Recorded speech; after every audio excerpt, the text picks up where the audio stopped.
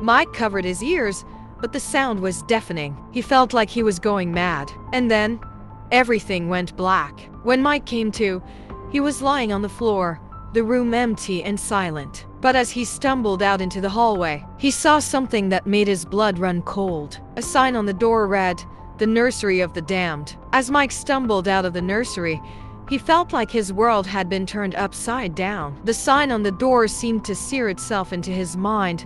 The Nursery of the Damned. He couldn't shake off the feeling that he had uncovered a dark secret, one that Mr. Friday had been keeping hidden for years. Mike's mind racing, he thought back to his sister's struggles with miscarriages. It all made sense now. Mr. Friday's insistence that God's time was best. His secrecy around the nursery. It was all a ruse. Mike realized that Mr. Friday was a ritualist, using their unborn children for dark rituals. The baby's black eyes, the eerie silence, the whisper in his ear. It all pointed to a sinister purpose. Mike felt a wave of horror wash over him as he thought about the years of sacrifices, the children never born, the rituals performed in secret. He knew he had to get out of there, to tell someone about Mr. Friday's sinister activities. But as he turned to leave, he heard a faint whisper in his ear, "You'll never leave this house alive." Mike's blood ran cold. He knew he was in grave danger. He had to escape, but how? The house seemed to be closing in around him,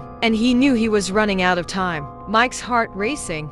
He knew he had to act fast. He sprinted towards the front door, but it was locked. He frantically searched for a key, but it was nowhere to be found. The whisper seemed to echo in his mind, "You'll never leave this house alive." Suddenly, he heard footsteps coming from the hallway. Mr. Friday emerged, a sinister grin spreading across his face. "You shouldn't have looked, Mike," he said, his voice dripping with malice. Mike knew he was trapped. He backed away slowly, his eyes fixed on Mr. Friday.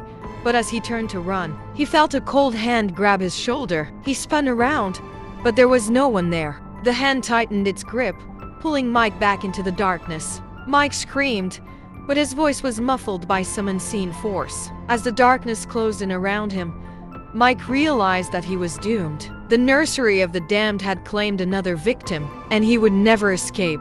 The house remained silent, its secrets locked within its walls. But the sign on the door seemed to whisper a haunting message. "The Nursery of the Damned, where innocence goes to die." To be continued, please like and subscribe.